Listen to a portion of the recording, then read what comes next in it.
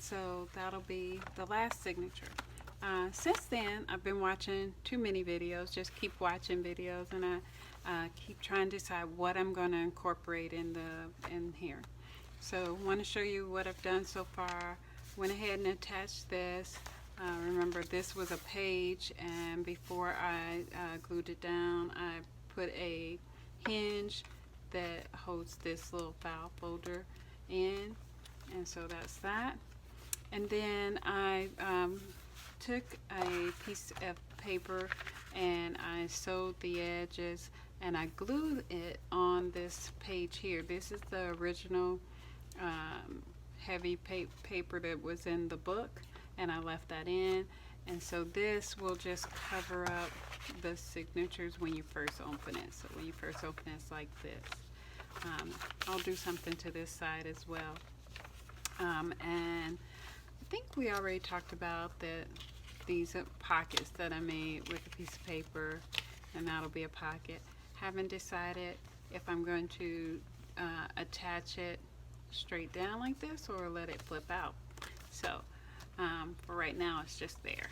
So you got that. And then Nick the Booksmith made these little slots, and she also showed how you can make an envelope behind it. And so I was working on that today, and I was trying to find a simpler way to do that. So we'll talk about that towards the end. But what I ended up doing, I just put a piece of cardstock over here, so it's a pocket on this side, but anything that you stick here will actually be in this pocket here. Okay, so that's that. What else did it? Oh, so like I said, I've been watching a lot of videos, and this one was from Bohemian Crafting. I believe that's the name of her channel. But at any rate, but I really liked the idea of a page opening like this. So I'm thinking if I can fit it in this one, I will put it in this one. But at minimum, it will go into one of these journals that I'll make, that I'm making. And so what I did, this was a file folder, you can still see that, right? And it ends about right here. And what I did was I put a piece of cardstock attached to it, layered it with a piece of paper, put this same paper on this side. So it was a little more seamless for that. I also picked up, I had already had a Tim Holtz die, and so I cut some of these out. You can see they're all over the place. Because, where is it? There is this little, oh my gosh. Oh, here we go. So there is a crafter who got this idea from Bohemian Crafting, and I loved it so much, so I took a picture of her, what she did, what she showed, and I was like, okay, I need to try to emulate it so that I can get it in my head, so that I can redo it. And so basically, when I look at another crafter and I see something that I like, I look at the different components. What am I liking about this? And seeing the different layers, and I kind of note those in my head, you know, the different things that she did. Now, not that I was going to do the exact same thing or find the exact same images, but I really liked the flower. I knew I had some flowers. I knew I had this die. And I wanted to start sewing, so I pulled out my sewing machine, set it closer so I could do that. These are some of my first stitches, so they're not as great.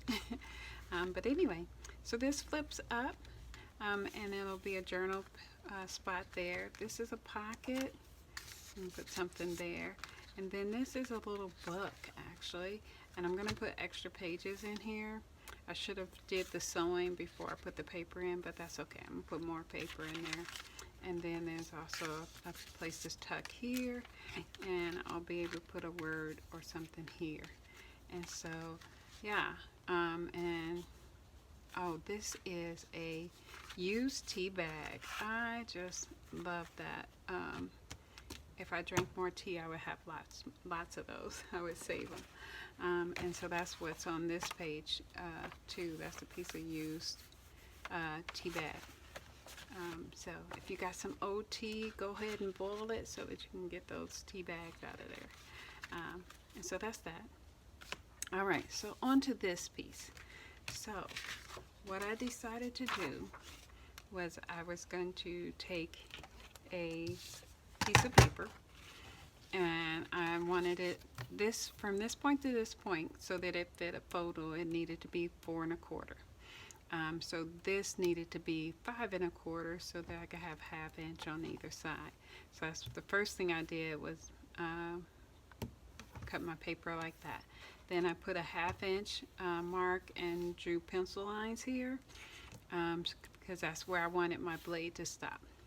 And this way I put hashtags, hash marks every 1/2 inch because this is going to be a 1 inch piece like this. I'm going to cut 1 inch. And so, but I wanted to do it all on one piece of paper instead of trying to cut on this one on a 1/2 inch piece. And this is one of my older cutters, but I do like this type of cutter because I can line up my hashtag where I want to cut, and wherever this is, that's where the blade's going to end.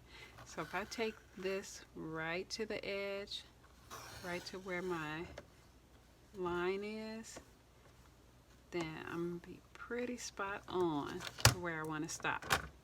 So I like that, and so this is where I'm going to cut, and this is where I want the slit. Like that. Alright, and so I'll continue on like that. Then I'm going to cut it out, which I've already done a couple here. Cut the piece out, and then after I cut it out, it needs to be, the edges need to be rounded. This large one is too large. For the 1 inch, they'll look kind of wonky. They'll fold over on each other.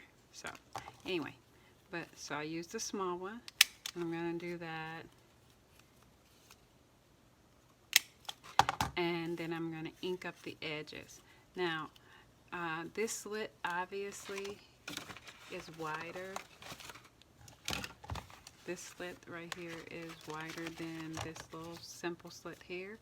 Well, you're going to do that on your paper because you're going to cut the paper as well. So once you have the corners rounded, I did it with the big one. Well, now you can see what I mean. Looks like a popsicle stick versus a little rounded. But anyway, so you're going to go ahead and ink up the edges here. You can wait to ink up this because you're going to end up doing it again once you cut it again. So once you have this